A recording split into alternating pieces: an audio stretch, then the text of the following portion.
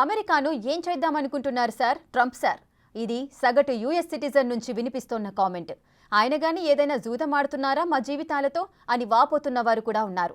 వీరికి యుఎస్ టూరిజంలోని భారీ తగ్గుదలే ఉదాహరణగా చెబుతున్నారు. ట్రంప్ సుంకాల దెబ్బకు కుదేలైన రంగాల్లో టూరిజం ఒకటిగా అంచనా వేస్తున్నారు. ఆ వివరాలేంటో మీరే చూడండి. ఇదిగో ఇది చూసారా? US Canada international Sault Ste Marie bridge. ఇక్కడ గతంలో ఇంత ఖాళీగా ఉండేదే కాదు. కెనడా నుంచి తరచూ ప్రయాణికులు వచ్చిపోతుండేవారు. దీంతో ఈ ప్రాంతంలో రద్దీగా ఉండేది. ఈ వంతెన బిజీగా ఉన్నప్పుడు ఈ ప్రాంత వ్యాపారాలు జోరుగా సాగేవి. అదే ఇప్పుడు అంతా నిశ్శబ్దం, నిస్తేజం. దీంతో కొందరి ఉద్యోగాలు కూడా పోయాయి. ఇదే Michigan visitor centre manager Linda Huth అంటోన్న మాట. దీనంతటికీ కారణమేంటి అని చూస్తే ట్రంప్ అధికారంలోకి వచ్చినప్పుడు చేసిన తుంటరి కామెంట్. మీరు మా దేశంలో కలవలేదు, మీకు 25% సుంకాన్ని విధిస్తామంటూ ఆయన చేసిన ఒక బెదిరింపు వ్యాఖ్య ఈ రోజు ఈ ప్రాంత పరిస్థితులను మాత్రమే కాదు, యుఎస్ టూరిజాన్నే మార్చివేసింది. ఎందుకంటే ఆనాటి కెనడియన్ ప్రధాని ట్రూడో యుఎస్ విహారయాత్రలకు దూరంగా ఉండమని పిలుపునిచ్చారు. దీంతో కెనడియన్లు అమెరికాకు విహారయాత్రలు చేయటం బాగా తగ్గించేశారు. మిలియన్ల కొద్దీ కెనడియన్లకు న్యూయార్క్, లాస్ ఏంజల్స్ వంటి ప్రాంతాలు టూరిస్టు ప్రాధాన్యతాంశాలు. డొనాల్డ్ ట్రంప్ తిరిగి అమెరికా అధ్యక్షుడు కావటంతో కొందరు యుఎస్ ట్రిప్స్ కి దూరంగా ఉంటున్నారు. ఈ నష్టం బిలియన్ల డాలర్ల మేర ఉంటుంది. కొత్త ట్రంప్ పాలనలో అంతర్జాతీయ పర్యాటకం పడకేసిందంటే అతిశయోక్తి కాదేమో అంటారు స్థానిక టూరిస్టు ఆపరేటర్లు.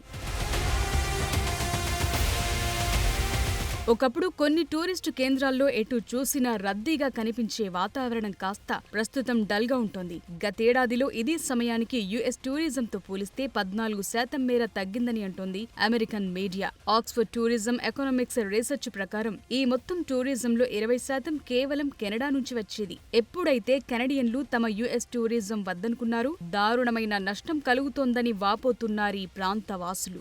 Salt stay international bridge admin లెక్కల ప్రకారం చూస్తే ఏప్రిల్లో ప్యాసింజర్ కార్ల సంఖ్య గతేడాదితో పోలిస్తే ఏకంగా 44% తగ్గింది. ఇది మిచిగాన్ పట్టణంపై అతి పెద్ద ప్రభావాన్ని చూపుతున్నట్టు చెప్తున్నాయి గణాంకాలు. ఈ సంవత్సరం ట్రంప్ కెనడియన్ వస్తువులపై 25% సుంకం విధించిన తరువాత అది తమ బిజినెస్ పై తీవ్ర ప్రభావం చూపుతున్నట్టు ఆవేదన వ్యక్తం చేస్తున్నారు అమెరికన్ వ్యాపారులు. ఈ సుంకాల దెబ్బకు అమెరికాకు వచ్చే కెనడియన్ టూరిస్టులు రావటం లేదు. దీంతో మా వస్తువులు అమ్ముడుపోక మేం దారుణంగా నష్టపోతున్నామని ఆవేదన వ్యక్తం చేస్తున్నారు.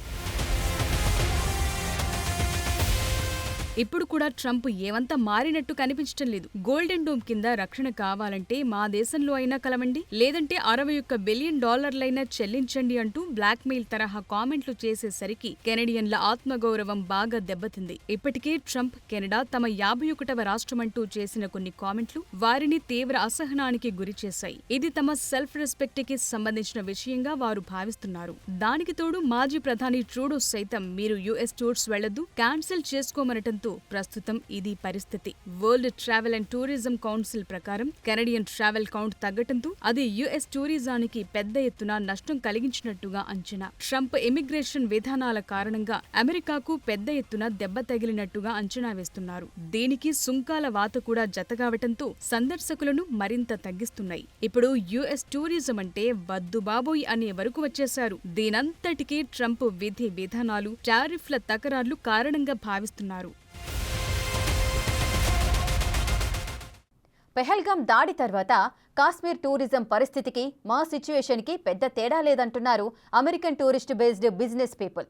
ట్రంప్ సుంకాల దెబ్బకు ఇమిగ్రేషన్ విధానాల కారణంగా పోతున్న ఉద్యోగాల సంఖ్య ఊహించుకోవడానికే భయమేసేలాంటి పరిస్థితి ఉంది అంటూ వాపోతున్నారు.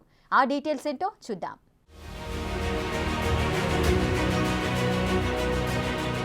ఒకప్పుడు యుఎస్ అన్నా, దాని డాలర్ వాల్యూ అన్నా అదో లాభదాయక వ్యవహారం. యుఎస్ వెళ్లడానికి ప్రపంచంలో ఉన్న అన్ని దేశాల వారు ఎగబడేవారు. దీంతో యుఎస్ పిల్లల కోడిలా కిక్కిరిసి ఉండేది. పక్కనే ఉన్న మెక్సికో, కెనడా నుంచి మొదలు పెడితే భారత్ తదితర దేశాల నుంచి వలస బాగా ఉండేది. వీటన్నిటి కారణంగా యుఎస్ వెలిగిపోతూ కనిపించేది. ఇతడసలు డొనాల్డ్ ట్రంపా అర్థం కావడం లేదని వాపోతున్నారంతా. టూరిజం ఎకనామిక్స్ మెయిన్ ఎకనామిక్స్ లో ఒక భాగం. అలాంటిది టూరిజం తగ్గితే ఆ సెంటిమెంట్ ఇతర రంగాలను దారుణంగా ప్రభావితం చేస్తుందని వివరిస్తారు టూరిజం ఎకనామిక్స్ నిపుణులు అరన్ ర్యాన్. ఒక పరిశోధన సంస్థ లెక్కల ప్రకారం ట్రావెల్ విండో ద్వారా జరిగే ఫ్లైట్ బుకింగ్లు బాగా తగ్గాయి. ఏప్రిల్ నాటితో పోలిస్తే మే, జూలై మధ్య 10% తక్కువగా కనిపిస్తున్నాయి. ఇది గత ఏడాదితో పోలిస్తే మొత్తంగా 8% తగ్గుదల నమోదు చేసేలా తెలుస్తుందని అంచనా వేస్తున్నారు. పర్యాటక రంగానికి ఇతర రంగాలకు ఎంతో లింక్ ఉంటుంది.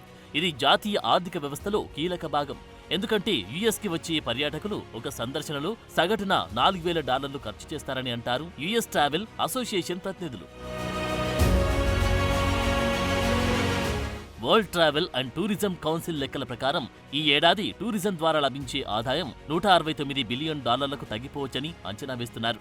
2024లో ఇది $181 బిలియన్ ఉంది. కరోనా ముందు ఇదే టూరిజం ఆదాయం $217 బిలియన్ ఉండేది.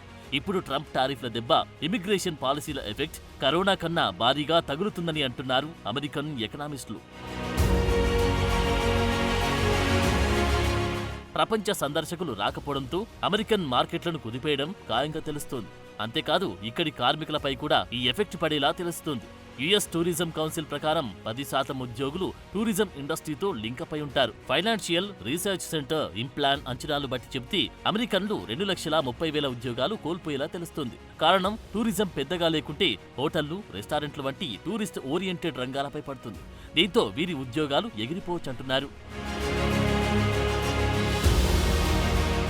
జీడీపీ పరంగా ఇది అమెరికా ఆర్థిక వ్యవస్థను సమూలంగా దెబ్బతీస్తుందా అంటే అంతలేదు. కానీ ఉపాధి పరంగా కీలకమైందంటున్నారు ఇంప్లాన్ చీఫ్ ఎకనామిస్ట్ జెన్నీ థోర్వాల్సన్.